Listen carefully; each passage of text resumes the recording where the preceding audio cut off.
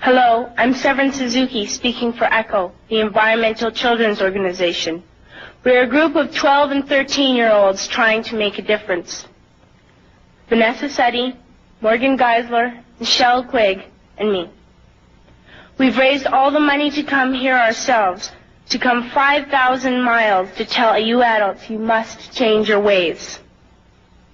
Coming up here today, I have no hidden agenda. I am fighting for my future. Losing my future is not like losing an election or a few points on the stock market.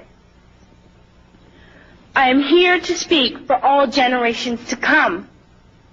I am here to speak on behalf of the starving children around the world whose cries go unheard. I am here to speak for the countless animals dying across this planet because they have nowhere left to go. I am afraid to go out in the sun now because of the holes in our ozone. I am afraid to breathe the air because I don't know what chemicals are in it. I used to go fishing in Vancouver, my home, with my dad, until just a few years ago we found the fish full of cancers. And now we hear of animals and plants going extinct every day, vanishing forever.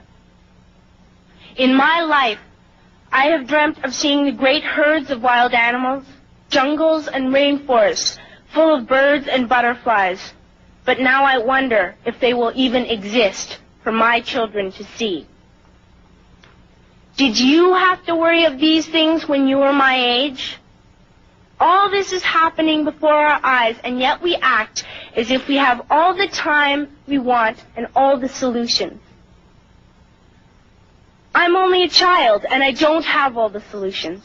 But I want you to realize, neither do you. You don't know how to fix the holes in our ozone layer. You don't know how to bring the salmon back up a dead stream. You don't know how to bring back an animal now extinct. And you can't bring back the forest that once grew where there is now a desert. If you don't know how to fix it, please stop breaking it. Here, you may be delegates of your government, business people, organizers, reporters, or politicians, but really, your mothers and fathers, sisters and brothers, aunts and uncles, and all of you are someone's child. I'm only a child, yet I know we are all part of a family, 5 billion strong. In fact, 30 million species strong. And borders and governments will never change that.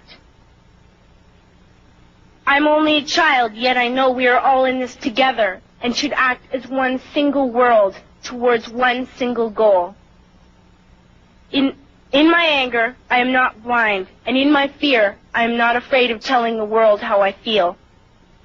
In my country, we make so much waste. We buy and throw away, buy and throw away, buy and throw away, and yet northern countries will not share with the needy. Even when we have more than enough, we are afraid to share. We are afraid to let go of some of our wealth. In Canada, we live the privileged life, with plenty of food, water, and shelter. We have watches, bicycles, computers, and television sets. The list could go on for 2 days. 2 days ago, here in Brazil, we were shocked when we spent time with some children living on the streets. This is what one child told us. I wish I was rich. And if I were, I would give all the street children food, clothes, medicines, shelter, and love and affection. If a child on the streets who has nothing is willing to share, why are we who have everything still so greedy? I can't stop thinking that these are children my own age, that it makes a tremendous difference where you are born. That I could be one of those children living in the favelas of Rio. I could be a child starving in Somalia, or a victim of war in the Middle East, or a beggar in India. I am only a child, yet I know if all the money spent on war was spent on finding environmental answers, ending poverty, and finding treaties, what a wonderful place this earth would be. At school, even in kindergarten, you teach us how to behave in the world. You teach us not to fight with others, to work things out, to respect others, to clean up our mess, not to hurt other creatures, to share, not be greedy. Then why do you go out and do the things you tell us not to do?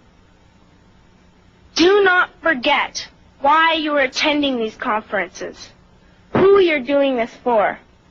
We are your own children. You are deciding what kind of a world we are growing up in.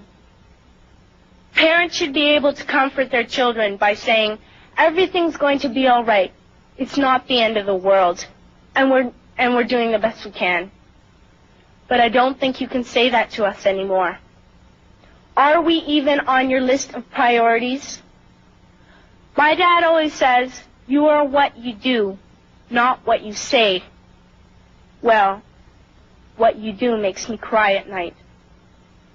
You grown-ups say you love us, but I challenge you, please, make your actions reflect your words. Thank you.